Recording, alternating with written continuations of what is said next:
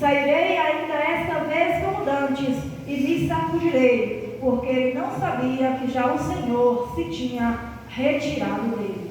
Então os filisteus pegaram nele e arrancaram-lhe os olhos e fizeram-no descer a Gaza, e amarraram-no com 2 cadeias de bronze e girava ele um moinho no cárcere. E o cabelo da sua cabeça começou a crescer como quando foi rapado.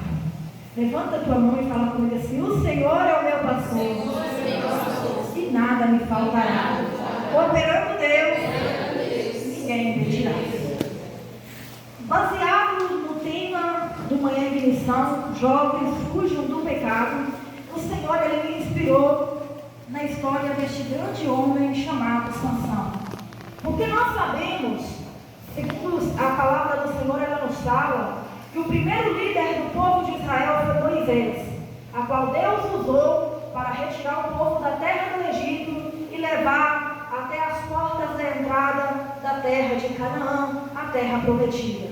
Mas como Moisés, Deus tinha um outro propósito para ele não pôde entrar com o povo dentro da terra prometida. Então Deus levanta Josué, o segundo líder do povo de Israel, que introduziu aquela nação a entrar na terra prometida. Mas nós vemos ao longo da história todas as proezas que Deus fez, todas as maravilhas que Deus fez por intermédio de Josué. Mas chegou um dia também que Josué envelheceu e ele veio a falecer. E o povo de Israel ficou sem liderança. Por aproximadamente 400 e poucos anos, Israel não tinha líder, Israel não tinha rei, Israel não tinha ninguém à frente do trabalho. Então eles viviam segundo o propósito do seu coração. Uns obedeciam o que tinham aprendido, outros não obedeciam.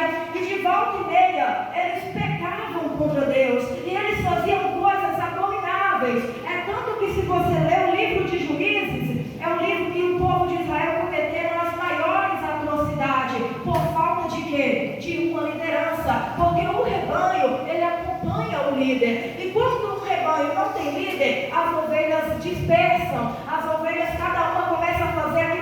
Isso aqui não tem nada a ver, eu vou fazer. O outro, isso aqui não tem nada a ver, eu vou fazer. E cada um começa a seguir o seu próprio caminho. E não existe vários caminhos que levam a Deus. Existe uma frase aí de efeito que às vezes a gente vê circular pela internet, dizendo todos os caminhos levam a Deus. Não, não é todos os caminhos que levam a Deus. O caminho que leva a Deus é Jesus Cristo. Ele disse: eu sou o caminho, eu sou a verdade e eu sou a vida. Então nós temos que entrar por essa porta, a qual é Cristo. Ele é o pastor das ovelhas e nós temos que seguir os passos do Senhor Jesus Cristo. Mas a palavra do Senhor fala que, como o Senhor havia dito a Moisés e a Josué, enquanto aquele povo andasse na palavra, Deus seria com eles. Mas quando aquele povo se afastasse dos caminhos do Senhor, o Senhor permitiria eles se entreguem na mão dos seus inimigos, eles pereceram, eles voltaram a ser escravos. E eu quero aproveitar para dizer para a juventude: Cristo nos chamou para viver a liberdade da graça. E não é possível que depois que nós vivemos em liberdade, nós voltemos a ser escravos do pecado. Nós voltamos a viver debaixo da servidão do pecado. Nós temos que viver em liberdade com o Senhor, vivermos em novidade de vida. E a palavra do Senhor fala que aquele povo pecava tanto que Deus o entregava na mão dos inimigos. Mas de volta e meia o Senhor se compadecia, porque aquele povo era a nação escolhida, era a nação eleita, era o povo a qual Deus tinha olhado do céu e separado e feito uma promessa a Abraão. Aquele povo era a semente de Abraão e Deus tinha feito uma promessa e Deus precisava honrar a sua promessa. Então, de tempo em tempo, Deus levantava um juiz. Por isso existe o livro de Juízes na Bíblia. É aquele que Deus levantava para livrar o povo da mão dos inimigos, para levar o povo ao arrependimento, para levar o povo novamente ao princípio da palavra. Você vai ver em destaque neste livro o juiz Otiniel, Eude, Débora e Baraque. Você vai ver Gideão, que todo mundo conhece a história de Gideão, a história de Abimeleque, de Jefté. E agora nós vamos meditar na história de Sansão, porque na época em que Sansão nasceu, o povo de debaixo da servidão dos filisteus, eles eram escravos. A palavra do Senhor fala que eles plantavam grande seara de trigo que colhia naquela época, e quando a seara estava na hora de colher, eles trabalhavam, eles colhiam, os filisteus vinham e rampavam tudo e deixavam eles sem nada. Eles trabalhavam e não tinha nada, estava vivendo debaixo da servidão, debaixo da escravidão, um povo que era denominado o povo de Deus, um povo que viu o mar vermelho abrir diante deles, um povo que viu o mar Jordão abrir diante deles, um povo que rodou em volta de Jericó e viu aquelas muralhas caírem, agora estava debaixo do jugo da servidão de um poderoso povo chamado filisteus.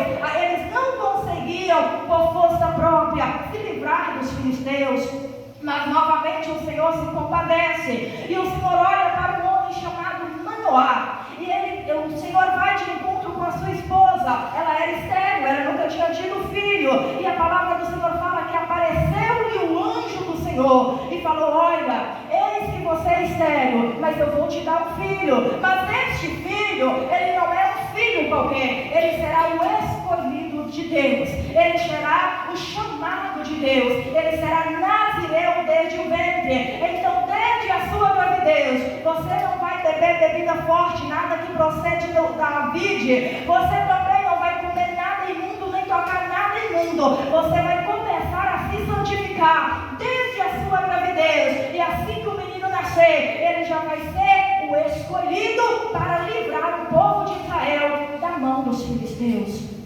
E a palavra do Senhor, ela fala que aquela mulher se alegrou e ela contou para o seu esposo. Provavelmente, meus irmãos, aquele homem e aquela mulher guardavam a palavra do Senhor. Por isso Deus achou graça neles, porque o que Manoá fez? A primeira coisa que ele fez, ele orou a Deus. E ele falou: Deus, faça cumprir todas as tuas palavras, mas primeiro também eu quero conhecer o que eu devo fazer com este menino, em que ele deve trabalhar, o que ele deve fazer, porque ele será o escolhido. E a palavra do Senhor fala que Deus, ele ouviu a oração de Manoá, e o anjo do Senhor novamente aparece, e aquela mulher vai correndo chamar o seu esposo e fala: olha, o homem que me apareceu este dia, ele está lá no campo. E Manoá foi, e quando Manoá chegou, ele falou com o anjo do Senhor, ele não sabia que era um anjo, eles achavam que era um profeta, e eles chegaram e falaram: olha, como que é essas coisas? Eu quero entender. Aí o anjo falou: olha, tudo que eu falei para tua esposa, ela vai fazer. Ela não vai beber bebida forte,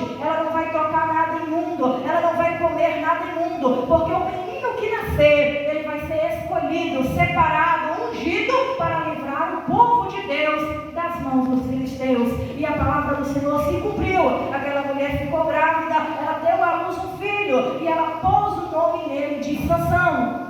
E aquele voto também do nazireu, o jovem, quem fosse separado para o nazireu, não podia cortar o cabelo, não podia rapar a barba, eram os princípios daquele voto. E a palavra do Senhor fala que Sansão nasceu, Sansão cresceu e se desenvolveu. E a palavra de Deus fala que o Espírito Santo de Deus, ele se apossou da vida de Sansão, e Sansão se tornou um jovem forte, um jovem corajoso, um jovem, meus queridos jovens, que não existiu outro na face da terra, nem antes dele, nem depois dele, a qual o Espírito Santo atuava de uma forma diferenciada, porque às vezes nós achamos que o Espírito Santo é só sentir o poder de Deus, é só falar em língua.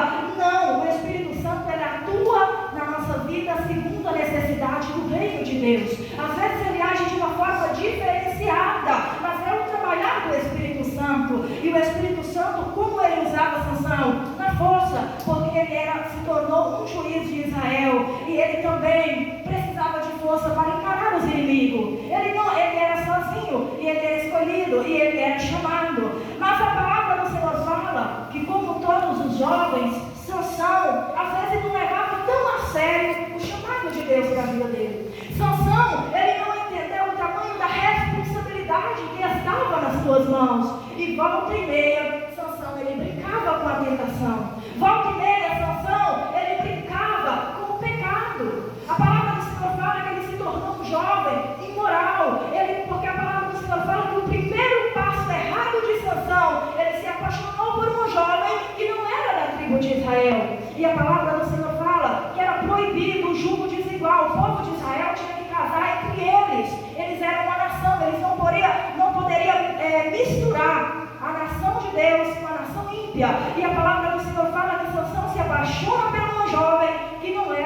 tribo de Israel. E o pai dele tenta aconselhar. O pai dele tenta falar: meu filho, mas você é nazireu, você é o escolhido, você é o ungido, você é o chamado. Não tem porventura jovens dentro da tua igreja para você ir procurar jovens de tribo estranha? Não, mas eu quero, eu me apaixonei por ela é isso, ela é aquilo e eu preciso. Então o pai de Manoá foi com ele pedir em casamento aquela jovem que não era da tribo de Israel. Mas a palavra do Senhor fala que no caminho veio um leão para poder devorar Sansão. E a palavra do Senhor fala que o Espírito Santo se apossou dele. E ele pegou aquele leão pela boca. Ele rasgou a boca daquele leão como se fosse um cabrito. E matou, ele dividiu em pedaços. Ali ele experimentou pela primeira vez o poder do Espírito Santo na vida dele. Era um poder sobrenatural. Mas o que é isso? Um jovem pegar um leão pela barba e rasgar pelo meio e matar. Ele começou a entender a força que ele tinha para lutar contra os inimigos. Ele começou a entender como que o Espírito Santo iria usar ele para lutar contra aqueles filisteus, que era povo forte, guerreiro e que oprimia o seu povo. E a palavra do Senhor fala que Sansão, ele foi lá, pediu o casamento, ele casou com a jovem, ele fez 7 dias de festa, o que era comum naquela época, servir bebida forte, era um momento de festa. Sansão não poderia nem estar ali, mas lá estava Sansão, na contramão do chamado do Senhor. Mas tudo Deus tinha um propósito, e Deus usou toda aquela situação para levar Sansão para poder lutar contra os filisteus. Porque o que acontece? Sansão era um jovem astucioso, ele era muito astuto, ele tinha muita sabedoria, e aí ele dá um enigma para aquele povo. Porque a palavra do Senhor fala que na volta do caminho, quando ele volta, ele vai até o leão que ele tinha matado. E quando ele vai no leão, lá dentro do leão as abelhas tinham chegado e feito uma colmeia e estava cheia de mel. E ele pega daquele cadáver, aquele mel, e se alimenta, leva para seu pai, leva para sua mãe. Outro ato errado de Sansão. Sansão era nazireu. Nazireu não podia tocar nada morto, porque tudo que era morto era considerado imundo. Ele não podia nem passar perto daquele leão. Mas ele foi, viu o mel, pegou e comeu. E ali ele criou um enigma. E ele leva para as bodas do casamento. Quando chega na boda dos casamentos, aquela festa antigamente, uma festa de casamento não era como hoje, que é um dia, era 7 dias de festa. Era uma semana toda festejando o casamento. E Sansão olhou para aquele povo, ele levou alguns jovens com ele e viu que aquele povo tinha uma condição muito boa. Ele falou assim: olha, eu vou dar a vocês um enigma. Se vocês decifrarem o meu enigma, vocês vão me dar 30 mudas de vestes e também de prata. Era uma forma que ele ia usar, quem sabe até para pagar o dote da jovem, porque naquela época tinha que pagar o dote. Mas a palavra do Senhor fala que ele disse, deixa eu só pegar aqui, do comedor saiu comida e doçura saiu forte, alguma coisa parecida assim. E a palavra do Senhor fala que naquele momento, aquele povo não entendeu nada daquilo, eles pensavam e não conseguiam descobrir o enigma de Sansão. Mas a jovem, que não era da tribo de Israel, e o povo começou a pressionar ela. Você vai casar agora com um hebreu, que vem cá tomar nossa riqueza, que vem cá tomar, nós vamos matar você, matar seu pai, matar sua família, se você não revelar o segredo para nós. Então aquela jovem com medo, ela começa a pressionar a Sansão. Me conta o enigma, me conta, sua tua noiva, afinal você é tua esposa, eu preciso saber. E foi iludindo Sansão, até que Sansão contou o enigma para a jovem. Ela correu e contou para o teu povo, afinal o povo dela era o povo, não era o povo de Sansão. Então ela pouco estava se portando com o povo hebreu, ela estava preocupando com a sua casa, com a sua mãe, com seus irmãos, com seu pai. Era com isso que ela estava preocupada. E a palavra do Senhor fala que quando chegou no último dia da festa, antes do pôr do sol, aquele povo chega e revela o enigma a Sansão. E Sansão fala: realmente vocês acertaram, mas vocês lavraram com a minha novilha. Ele queria dizer: vocês só sabem porque vocês persuadiram a minha noiva. Mas não tem problema não, eu vou pagar. E ele sai entre os próprios povos dos filisteus, ele mata aqueles 30 homens ricos, e ele toma ali o que era necessário e dá para os seus devedores. Mas a palavra do Senhor fala que também o Sansão, ele tinha um temperamento muito forte. Ele ficou tão angustiado, tão revoltado, que ele largou a noiva para trás, já largou tudo e foi embora, já não levou noiva, já não levou nada e foi embora, revoltado da vida. E a palavra do Senhor fala que o pai da noiva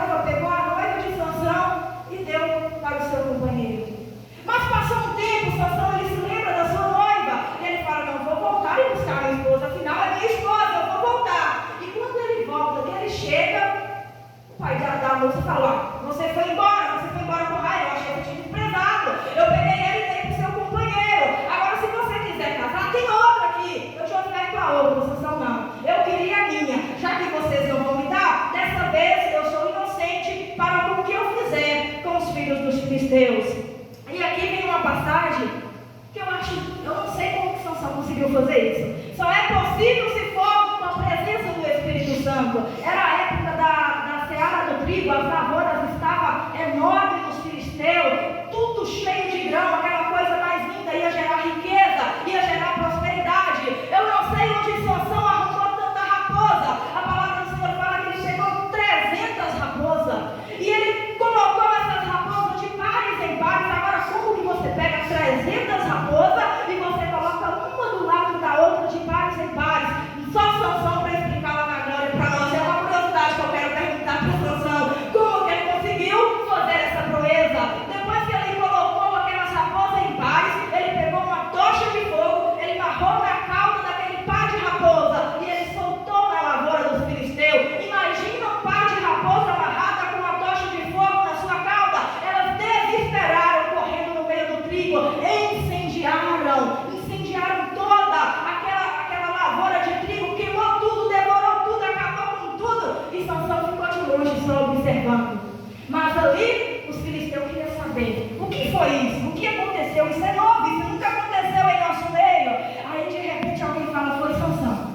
É Sansão que é sairado com o pai da moça que não quis dar a esposa para ele. Aí eles foram lá, mataram o pai da moça, mataram a moça, queimaram com raiva e não pararam por aí não, foram atrás de Sansão. A palavra do Senhor fala que Sansão fugiu e foi para a cidade de Gaza. Ele entra na cidade de Gaza, e quando ele está na cidade de Gaza, a palavra do Senhor fala que os filisteus entrou na cidade para poder querer pegar Sansão. Mas ali o povo judeu falou com Sansão: você é doido? Você não sabe que nós somos escravos dos filisteus? Você não sabe que nós servimos os filisteus? Como você fez uma coisa dessa? Não, isso não é permitido. Aí o próprio povo, de vez de unir com Sansão, não, agora eles querem pegar Sansão e entregar para os filisteus. Sansão falou assim: tudo bem, eu permito. Antes de chegar isso aqui, primeiro ele estava dentro da cidade de Gaza, e quando ele estava dentro da cidade de Gaza, os filisteus chegaram e cercaram a cidade. Quando ele viu que a cidade estava cercada, a cidade naquela época era toda murada, fechada com um portãozão. A história conta que aquele portão pesava aproximadamente 1000 quilos. Quando Sansão vê que não tinha saída, todo mundo achava que ia pegar Sansão, não imaginava nunca o que ia acontecer. Ele sai pelo meio da cidade, ele arranca aquele portão que pesava aproximadamente 1000 quilos, com batente, com cimento, sei lá com o que eles usavam na época. Ele põe nas costas, ele sobe e morra assim, ele anda um percurso de 60 quilômetros carregando 1000 quilos nas costas e deixa o portão e vai embora. Agora você veja, quando o Espírito de Deus aposta sobre a vida de Sansão, ele se torna um super-herói. A gente só vê isso hoje em filme da Netflix, mas não, essa história é real. Era a presença do Espírito Santo sobre a vida do jovem Sansão. Mas o povo de Judá agora quer pegar Sansão e entregar para os filisteus, porque aquele povo estava enfurecido com Sansão, e eles estavam provocando ali a ira dos filisteus. E Sansão fala: tudo bem, é só vocês então, se vocês prometerem que não vai me matar, vocês podem me amarrar bem amarrado e entregar para os filisteus, não tem problema. E a palavra do Senhor fala que o povo desceu, amarraram Sansão, seus próprios irmãos ali da sua tribo, amarraram Sansão e levaram para os filisteus. Mas quando viram Sansão, ele se dá de frente com aquele número, aquele exército com quase 3.000 filisteus para pegar um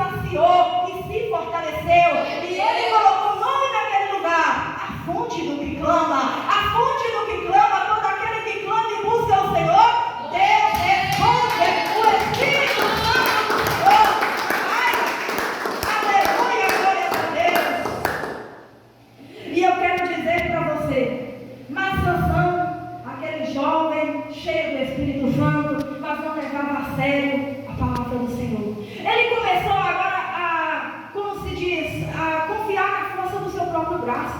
Ele começou a achar que aquela força do Espírito Santo de Deus na vida dele não ia sair nunca.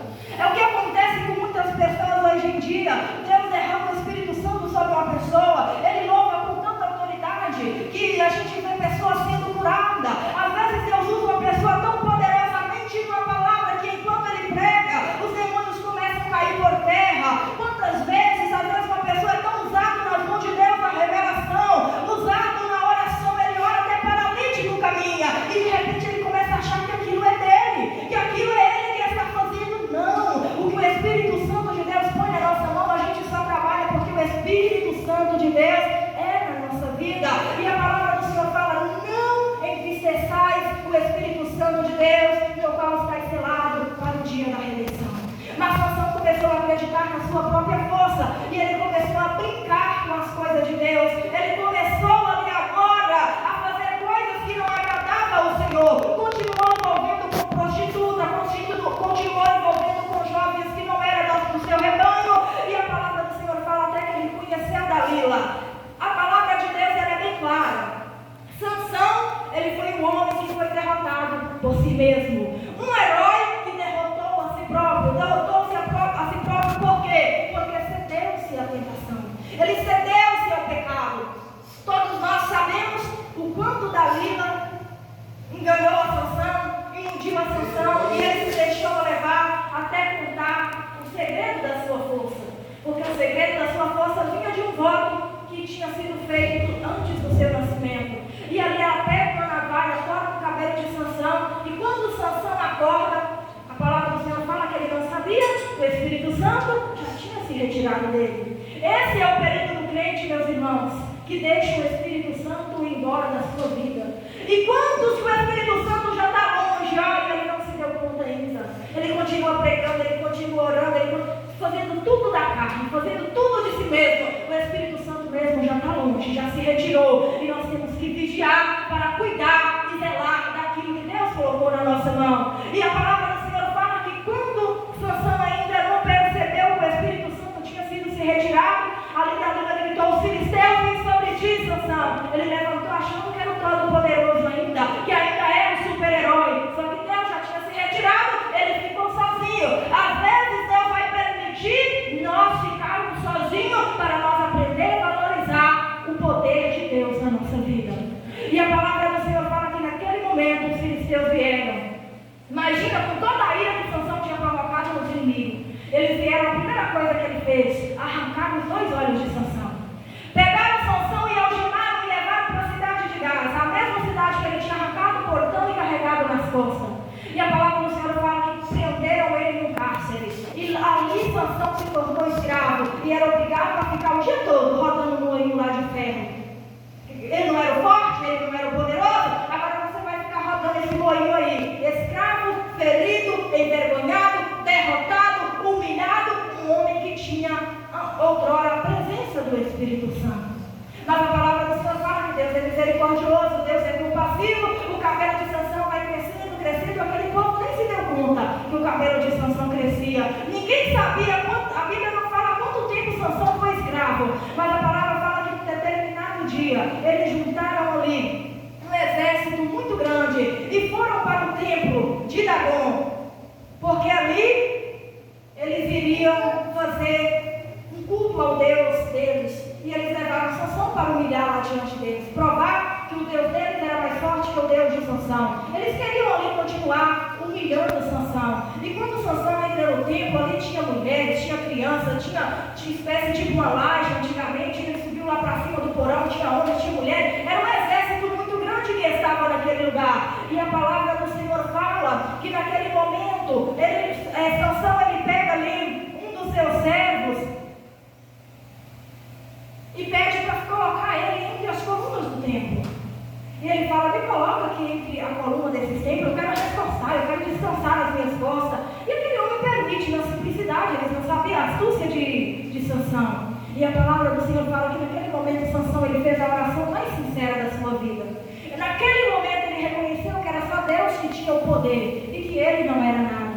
E ele fala: Senhor, eu sei que eu não mereço, Mas se o Senhor me devolver o Espírito Santo só mais uma vez, só mais essa vez, não precisa mais, só para me vingar os meus 2 olhos, porque hoje eu reconheço que sem o Senhor eu não sou nada. E a palavra do Senhor fala que Deus, Ele ouve um coração quebrantado.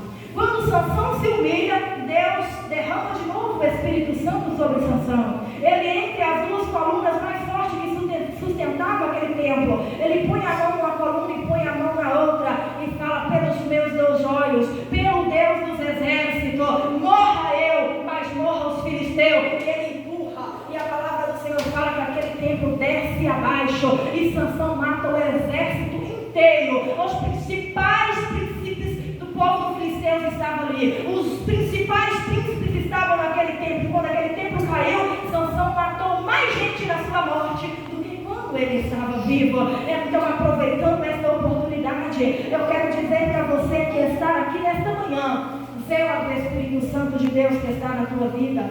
Fuja do pecado, fuja da tentação, fuja de tudo aquilo que quer te distanciar da comunhão com o Senhor. Não brinque com o pecado, não brinque com a tentação. Por mais que você seja cheio do Espírito Santo, você não é forte o suficiente para vencer a tentação. Nós não somos fortes o suficiente. Às vezes você pensa assim: mas isso aqui não tem nada não. O dia que eu quiser parar de fazer isso aqui, eu faço. O dia que eu quiser parar, quantos jovens presos em filmes pornográficos na internet? Quantos jovens presos em coisas erradas na internet? Não, mas o dia que eu quiser eu paro. Cuidado com o pecado. Não brinque com a tentação. Não brinque. Às vezes você começa com uma conversinha ali com uma pessoa e você acha que aquilo não vai dar em nada. Isso aqui não vai dar em nada. Não brinque. Cuidado, o diabo, ele é astuto. Ser tentado não é pecado. O pecado é você não caminhe próximo ao abismo, porque você não sabe a hora que você pode escorregar e pode cair. É tempo de fugir. O pecado e a tentação, todo tanto que você quiser distância dele é pouco. Todo tanto que você fugir e correr ainda é pouco. Fuja. A palavra de Deus não manda você sujeitar a tentação, Deus manda você sujeitar a Deus. Sujeitai-vos a Deus, resistir ao diabo e ele fugirá de vós. E para complementar esta palavra, eu trouxe aqui alguns versículos que eu quero aí que cada um de vocês já pega aí. Vou pegar aqui pela Daiane, 2 Timóteo capítulo 2 e versículo 22. Não sei se vai ter, acho que não vai ter para todo mundo, mas é só para fechar aqui a mensagem desta manhã. A Sara pode pegar 1 Coríntios 6 e 18 e versículo 19 também. A Márcia pode pregar 1 Coríntios capítulo 10, versículo 14. A Larissa do Ocupado, vou pegar a Jaqueline 1 Tessalonicenses 5 e 22. A Érica, Salmos 42, versículo 7. O meu é qual mesmo? O seu é o primeiro? 2 Timóteo 2, 22. A Érica 42 e 7 de Salmo. Josias, Mateus 23, 41. E vou pegar o João ali. Alguém ajuda o João lá e lê para nós. Tiago 4 e 7. Só para complementar essa palavra, para vocês entenderem o perigo do pecado, o perigo da tentação, que com o pecado não se brinca, com a tentação não se brinca. A Daiane achou? Pode fazer, por favor. Foge também das paixões da mocidade, segue a justiça, a fé e o amor, a paz com os corações puros que invocam o Senhor. Eu vou só recapitular para vocês ouvirem melhor. Fujam dos desejos malignos da juventude. Siga a justiça, a fé, o amor, a paz com aqueles que de coração puro invocam o Senhor. Está vendo aqui o apóstolo Paulo aconselhando seu filho na fé, Timóteo. Ele era jovem e ele estava dizendo: Timóteo, fuja dos desejos malignos da mocidade. Fuja. Se você sabe que se o seu celular te faz pegar, fuja dele. Se você sabe que você ficar sozinho com o seu namorado, com a sua namorada te faz pegar, fuja de ficar sozinho. Não cede à tentação. Não dê brecha para o adversário. Não dê brecha para o inimigo. 1 Coríntios 6 e 18. Fugir da prostituição. Todo pecado que o homem comete é fora do corpo, mas o que se prostitui peca contra o seu próprio corpo. Não sabeis que o nosso corpo é o templo do Espírito Santo que habita em vós, proveniente de Deus, e que não Então a palavra do Senhor, mais uma vez, está dizendo: fuja da fornicação, fuja da prostituição, fuja de tudo aquilo que é imoral, porque todo pecado que o homem comete, ele comete fora do seu próprio corpo, mas aquele que prostitui, ele peca contra Deus e peca também contra o seu próprio corpo, que é o templo do Espírito Santo, que é a morada de Deus. Então fuja desses tipos de pecado, não dê lugar ao inimigo para ele destruir a tua vida espiritual. 1 Coríntios 10:14. Portanto, meus amados, fugi da idolatria. A palavra do Senhor está mandando nós fugir da idolatria. Se eu perguntar para vocês aqui nesta manhã o que é idolatria, alguém sabe me responder? O que é idolatria?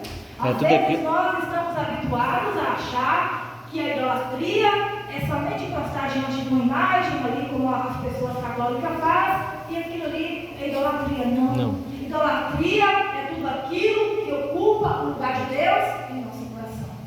Idolatria é tudo aquilo que você prioriza. Pode ser até mesmo na tua família. Se você coloca a tua família em primeiro lugar na tua vida, você está idolatrando a sua família. Se você coloca o celular como prioridade na tua vida, você levanta pela manhã, antes de você orar, você já está lá no TikTok, no Kawaii, no Facebook, sei lá na onde, no Instagram, e você não ora, você não lê a Bíblia, você passa o dia todo no celular, mas você não busca Deus. Ele se tornou seu ídolo. Você está se tornando escravo da idolatria. Você está se tornando escravo do pecado. Fuja da idolatria, fuja daquilo que está tomando o lugar de Deus no teu coração. A ambição, a avareza, o desespero pelo dinheiro, aquelas pessoas que vivem tão ocupadas com as coisas terrenas que não tem tempo de ir na igreja. Você fala: ô irmão, abre um culto, eu não posso, eu estou trabalhando. Ô irmão, prega, eu não posso, eu estou trabalhando. Ô irmão, fala isso, não, eu não posso, eu estou trabalhando. Sabe aquele desespero por causa do trabalho? Idolatria. Nós temos que nos libertar. Cristo nos diz: conhecereis a verdade e a verdade vos libertará. O que é conhecer a verdade? É conhecer o que é o pecado. Porque às vezes a gente acha que o pecado é vestir uma saia com o dedo para cima do joelho, que o pecado é cortar o cabelo, e nós estamos presos em tantos pecados, e às vezes atirando pedra nos outros, e não conhecemos ainda as algemas do pecado. Por isso é importante nós conhecermos a verdade, porque quando conhecemos a verdade, nós temos ali a liberdade de fugir desses tipos de pecado. Agora vamos para 1 Tessalonicenses 5:22. Só os dois. Abstente-vos de toda a aparência do mal. O que é abster-se de toda a aparência do mal? É correr. Se você viu um grupinho ali que não está glorificando o nome do Senhor, porque tudo que nós fizemos tem que ser para a glória de Deus, e você vê ali, aquilo ali é só uma aparência do mal. Talvez nem seja o mal em si, mas a palavra do Senhor manda nós abster, manda nós reter, manda nós fugir, manda nós recuar. Se você vê que tem algo ali que não é para a glória de Deus, fuja, antes que você seja levado pelo pecado. Vamos para Salmos 42:7. Um abismo chama outro abismo.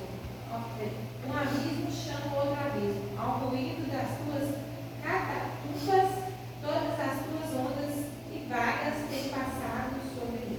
Isso é um ditado que tem se tornado ditado popular. Quem já ouviu falar? As más conversações corrompem os bons costumes. É isso aí. Às vezes você começa hoje com uma coisa pequena e você acha que aquilo não vai te levar em nada. E você pensa assim: hoje eu vou fazer só isso aqui não tem nada a ver. Mas amanhã você aprofunda mais um pouco. Depois da manhã você aprofunda mais um pouco. Quando depois você quer sair, você já nem tem força mais. Você já está na lama, você já está no pó. Você já está aprofundado no pecado. Porque um abismo, ele vai te levando a outro, te levando a outro, te levando a outro, até soterrar vida espiritualmente. Mateus 26:41. Vigiai e orai, para não cair em tentação. O espírito com certeza está preparado, mas a carne é fraca. É isso. Passo para fugir da tentação: vigiar e orar. Porque o crente que vigia e o crente que ora, dificilmente ele vai cair em tentação. Porque quando você está alerta, você está em vigilância, você conhece quando o diabo está lançando seta para poder te pegar. Quando você está em oração, você está em vigilância, você sabe reconhecer a tentação e fugir dela. Tiago 4:7. Lá Tiago, capítulo 4, versículo 7.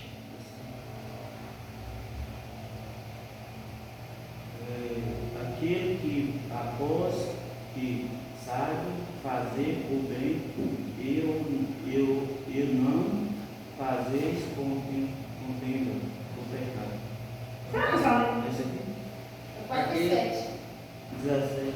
É 4 É e 7. 7. É. Mas assim também foi um versículo bom. Sujeitai-vos a Deus, resistir ao diabo e ele fugirá de vós. É isso aí. Eu já até tinha citado esse versículo, sujeitai-vos a Deus. Sujeitar a Deus é se dispor para viver no centro da vontade do Senhor. Deixar Deus fazer na tua vida aquilo que Ele quer fazer. Mas nós temos que resistir ao diabo, porque Ele vai fugir de nós. Então, acabou lendo os versículos que eu tinha que ler aqui. Para finalizar essa palestra, o que fazer se cair em tentação? Salmos 32 e 5, alguém pega aí para mim. Caso alguém cometeu algum desses pecados, caso alguém tenha caído em alguma armadilha, o que você tem que fazer agora? Salmos 32, versículo 5.